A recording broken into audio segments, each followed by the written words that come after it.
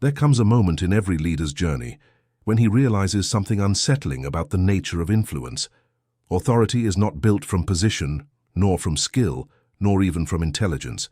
It is built from the impact of one's words, especially the words spoken in moments of pressure, uncertainty, and frustration.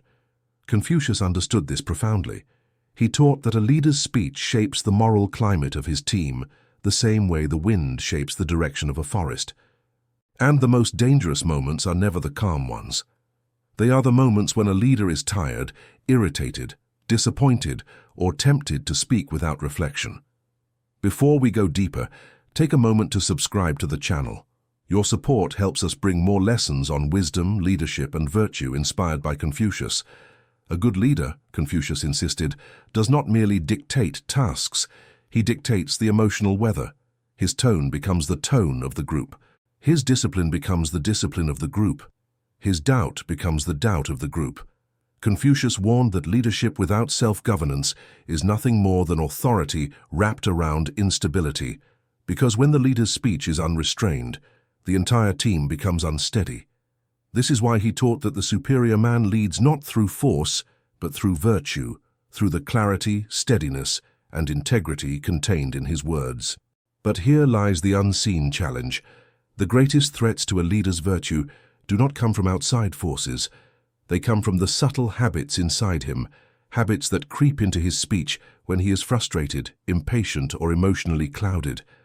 The tragedy is that most leaders underestimate the impact of their own words. They assume their team hears instructions, not tone. They assume their team listens to content, not implication. They assume their team understands their intentions, even when their speech is careless. But Confucius taught that people do not follow the content of a leader. They follow the character behind it. And nothing reveals character more quickly than the words a leader speaks during stress. There are 5 types of statements that a good leader, especially a Confucian leader, never speaks to his own team. Not because these statements are forbidden, but because they betray a deeper disorder within the leader himself. Each of these statements, once spoken, subtly weakens morale, undermines trust, erodes confidence, and fractures the sense of unity that a team depends on. Before we name them, we must understand something essential. Leadership in the Confucian sense does not begin with authority. It begins with responsibility. The responsibility to create stability, not chaos. The responsibility to cultivate growth, not fear. The responsibility to be the emotional anchor when others shake. When a leader speaks without reflection, he forfeits that responsibility. When he speaks from impulse, he surrenders the moral ground he stands upon. And when he speaks from ego, he turns leadership into domination. Confucius believed that the quality of a leader's words is the clearest indicator of the quality of his leadership. Because words do not simply communicate, they shape culture. Confucius understood something that many modern leaders overlook. People do not work for a leader's goals, they work for a leader's character. And the quickest way to reveal the cracks in that character is through speech delivered without awareness. When a leader speaks impulsively, he forgets that each word lands differently on each member of the team. What feels like a small expression of frustration to him can feel like a judgment, a dismissal, or even a betrayal to those who follow him. The first thing a good leader never says is a statement of blame without responsibility. Phrases like, "This is all your fault," or "You messed everything up." Confucius taught that a leader's highest duty is to absorb blame and distribute credit, not the opposite. Blame is the lowest form of leadership because it requires no wisdom, no foresight, no strategy. Anyone can point a finger. But a Confucian leader asks a different question. What part of this failure was created by my own lack of clarity, preparation, or guidance? The superior man looks inward first, outward second. The second thing a good leader never says is a statement of discouragement. Sentences like, "I expected more from you," "You're disappointing me," or the even more damaging, "Maybe this job isn't for you." These words wound the soul of the team. They erode trust. They create self-doubt where clarity is needed most. Confucius emphasized that virtue inspires more than criticism. If a leader must correct, he corrects with precision, not contempt. He speaks to strengthen a person, not weaken them. The third thing a good leader never says is a statement of division. Phrases like, "Some of you are the problem," or "I can't count on this team." Confucius believed that harmony, is the foundation of any functioning group. Not blind agreement, but unity of direction. Words that divide may feel satisfying to a frustrated leader, but they plant seeds of mistrust that grow quickly. A divided team becomes a silent team becomes a resentful team, and a resentful team becomes an unproductive one. A leader who weakens unity weakens himself. The fourth thing a good leader never says is a statement of panic or loss of control. Phrases like, "We're in trouble," or "I don't know what to do." Confucius taught that a leader's presence shapes the emotional climate. If the leader panics, the team collapses. If the leader steadies himself, the team regains its footing. This does not mean a leader must always have the answer. It means he must never abandon composure. Calmness is the greatest form of competence. And finally, the fifth thing a good leader never says is anything that undermines the team's sense of purpose. Words like, "None of this matters," or "Why do we even try?" Purpose is the lifeblood of effort. When a leader dismisses purpose, he dismisses the spirit of the group. Confucius warned that a leader who undermines meaning cannot inspire excellence. Each of these 5 statements reflects not a flaw in the team, but a flaw in the leader's own self-cultivation. That is why a good leader guards his speech more carefully than his strategy. Because strategy guides tasks, but speech guides hearts. If there is one truth Confucius understood with piercing clarity, it is this. A leader's words do not disappear after they are spoken. They take root inside those who hear them. They become memory, motivation, or fear. They become the invisible forces that shape how a team behaves when the leader is no longer in the room. That is why careless speech is not merely a mistake. It is a quiet sabotage of the very culture a leader is trying to build. A good leader knows that every phrase he speaks carries an unspoken message beneath it. "This is your fault" is not simply blame. It communicates that the leader is unwilling to take responsibility. "You disappointed me" is not simply feedback. It communicates that the person's worth is conditional. "I can't count on this team" is not simply frustration. It communicates that loyalty is fragile. Confucius believed that the true meaning of leadership lies not in what is said, but in what is communicated.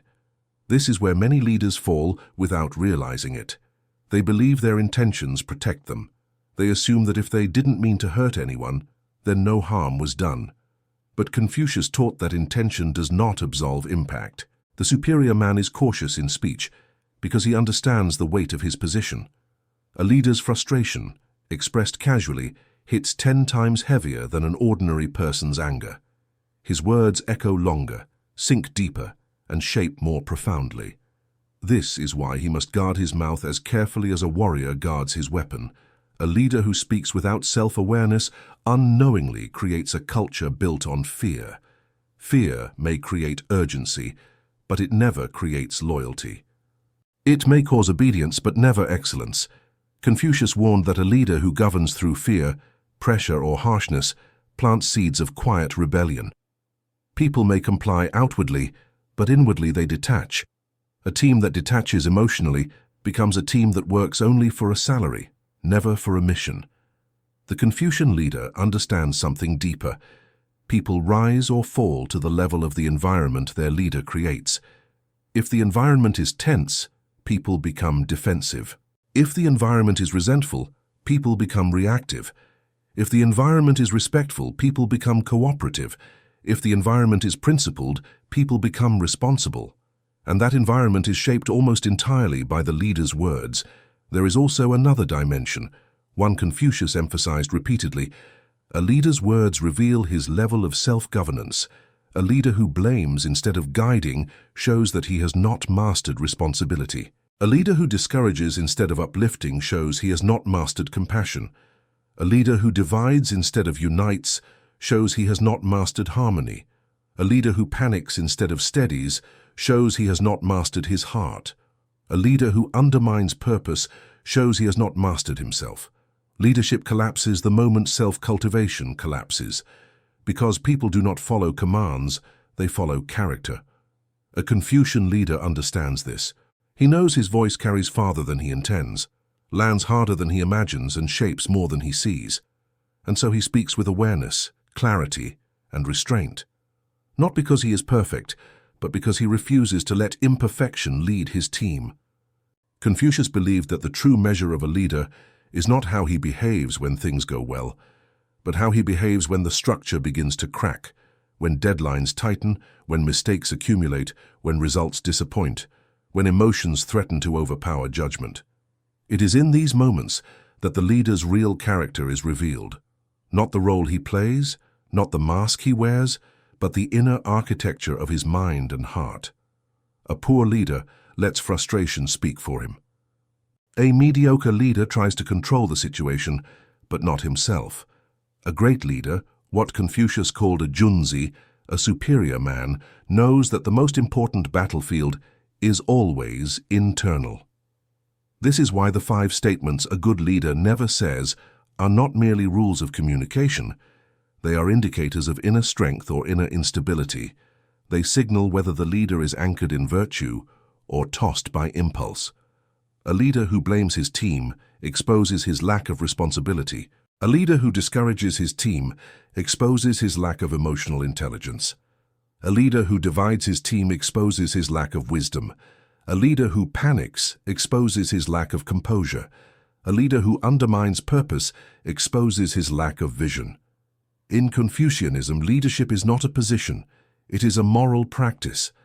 A practice of cultivating stability within oneself so that others may stand upon that stability. If the leader collapses inwardly, the team collapses outwardly. If the leader cannot manage his own emotions, he cannot manage the direction of others. This is why Confucius emphasized that the superior man must rectify his heart before rectifying anything else.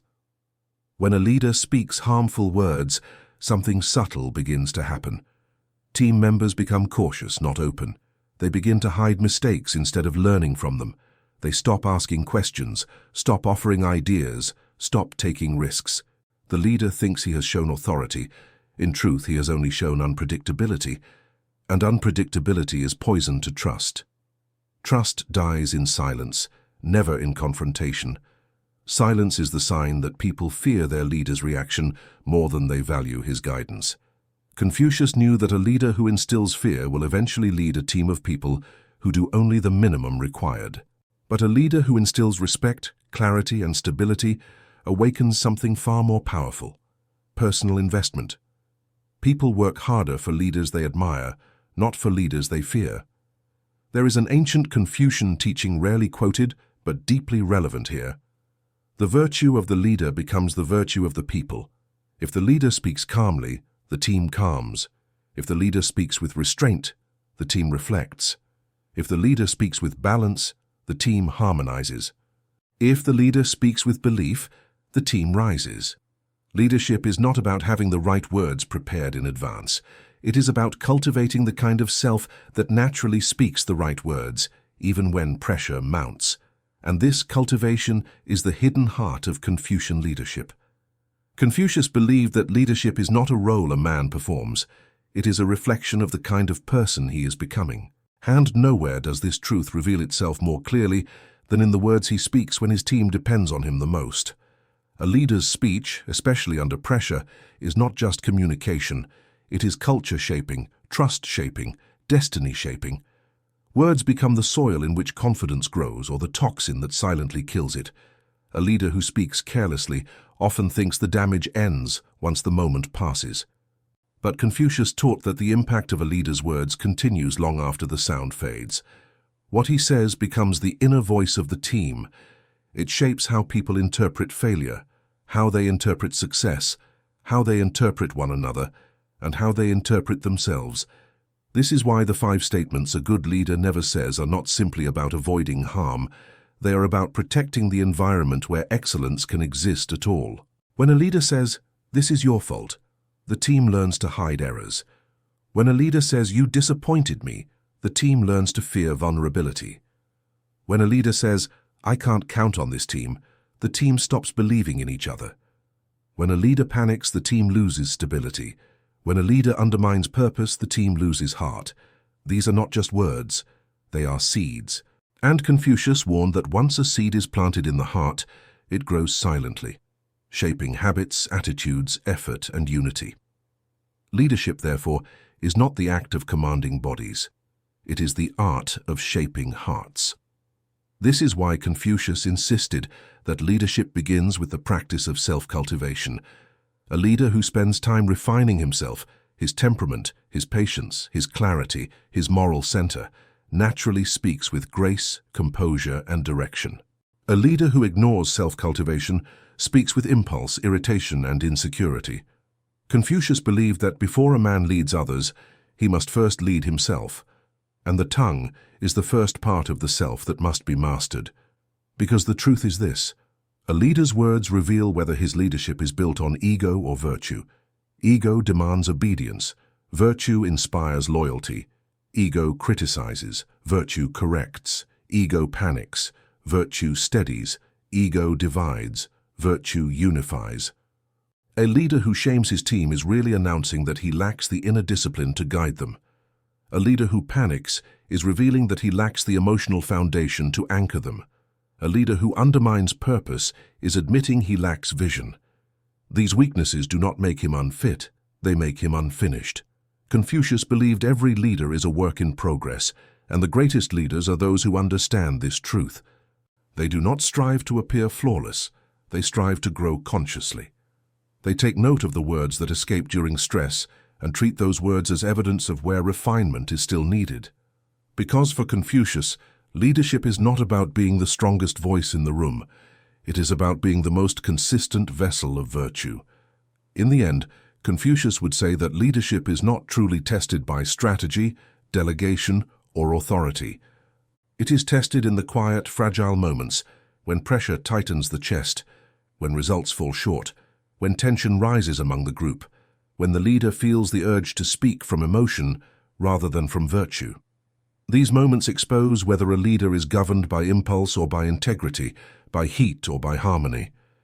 A good leader never says the 5 destructive lines we explored, not because he fears making mistakes, but because he understands the sacredness of influence.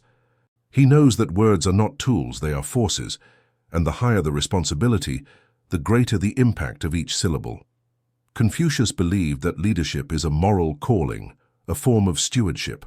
A leader is entrusted not only with tasks, but with the hearts and minds of those who follow him. To harm those hearts with careless speech is to misuse that trust. What distinguishes a Confucian leader is not perfection, but self-awareness. He listens to his own voice.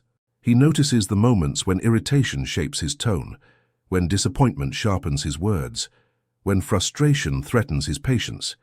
He catches himself before the damage is done, not because he suppresses emotion, but because he refuses to let emotion lead. He understands that a leader's strength lies not in dominance, but in stability, not in loudness, but in consistency, not in flawless execution, but in a heart refined enough to remain steady even when the situation is not.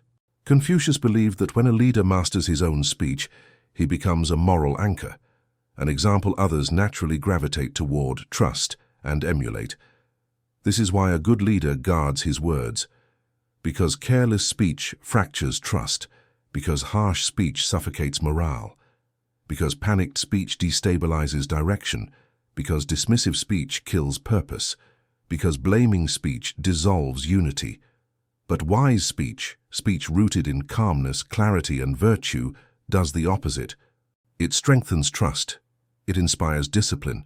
It nurtures unity. It reinforces purpose. It elevates everyone involved.